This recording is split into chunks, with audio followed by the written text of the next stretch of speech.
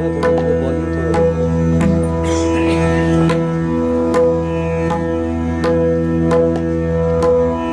बस बस।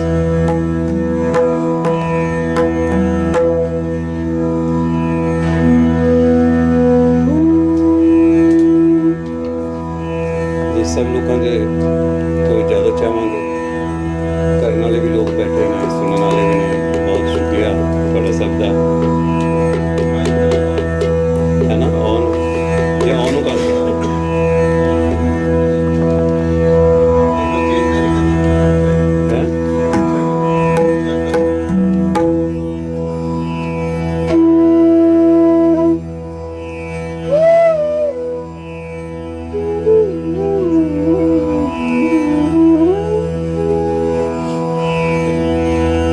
बस मैं ਫਾਈਨ ਸਾਹਿਬ ਕੋਲੋਂ ਸਾਡੇ ਬਹੁਤ ਸੀਨੀਅਰ ਨੇ ਉਸਤਾਦਾਂ ਵਾਂਗੂ ਨੇ, ਉਹਨਾਂ ਕੋਲੋਂ ਵੀ ਇਜਾਜ਼ਤ ਨਾਲ ਸਭ ਲੋਕਾਂ ਕੋਲੋਂ ਇਜਾਜ਼ਤ ਨਾਲ ਮੇਰਾ ਇਹ ਮੰਨਣਾ ਹੈ, ਮੈਂ ਹਰ ਵਾਰੀ ਇੱਕ ਗੱਲ ਕਹਿਣ ਦੀ ਕੋਸ਼ਿਸ਼ ਕਰਨਾ ਕਿ ਕਰਨ ਵਾਲਿਆਂ ਨਾਲੋਂ ਜ਼ਿਆਦਾ ਜਿਹੜੇ ਸਿਰਫ ਸੁਣਨ ਵਾਲੇ ਹੁੰਦੇ ਨੇ ਉਹ ਜ਼ਿਆਦਾ ਮੁਹਤਰਮ ਨੇ। ਕਰਨ ਵਾਲੇ ਤਾਂ ਮੁਹਤਰਮ ਹੈ ਹੀ ਹੈ ਨਾ, ਕਿਉਂਕਿ ਗਵਈਆ ਇੰਨੇ ਸਾਲ 50-60 ਸਾਲ ਮਿਹਨਤ ਕਰਦਾ ਹੈ ਉਹ ਸੁਣਨ ਵਾਲੇ ਵਾਸਤੇ ਕਰਦਾ।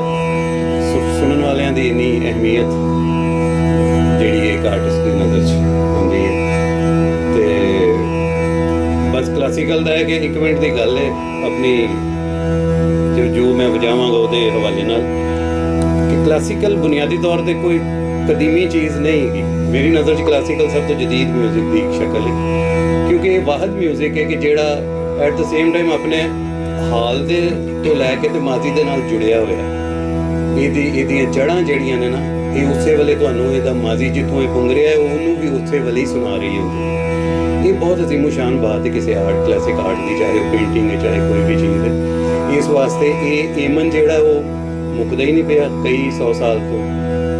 ਘੜਿਆਲ ਨਹੀਂ ਮੁੱਕਣ ਦਿਆ, ਭੈਰਵੀ ਨਹੀਂ, ਲਲਿਤ ਨਹੀਂ, ਮੁੱਕਦੇ ਹੀ ਨਹੀਂ ਪਏ, ਪੂਰੇ ਹੀ ਨਹੀਂ ਹੋ ਰਹੇ। ਮਤਲਬ ਮੁੱਕਣ ਤੋਂ ਬਾਅਦ ਕਿਉਂ ਮੁਕੰਮਲ ਨਹੀਂ ਹੋ ਰਹੇ, ਲੱਗਦਾ ਕਿ ਹਾਂ ਹੁਣ ਹੋ ਗਿਆ ਇਹਨੂੰ ਇੱਕ ਸਾਈਡ ਤੇ ਰਹਿੰਦੇ, ਐਸਾ ਨਹੀਂ ਹੋ ਰਿਹਾ। ਉਹ ਹਰ ਅਗਲੇ ਦੌਰ 'ਚ ਨਵਾਂ, ਕਿਉਂਕਿ ਅਗਲਾ ਹਰ ਸੈਕਿੰਡ ਇੱਕ ਨਵਾਂ ਹੁੰਦਾ ਉਹਦੇ ਲਈ। तो मेरा ख्याल है कि क्लासिकल म्यूजिक को बहुत उस तरह नहीं हो। तो तेरे सामने राग पेश करांगे जिमें राग जोग है, और जिन्ना टाइम मिले मैं वो कंक्लूड करूँ। आकाश गिल मेरे नाल तबले थोड़ा जिहा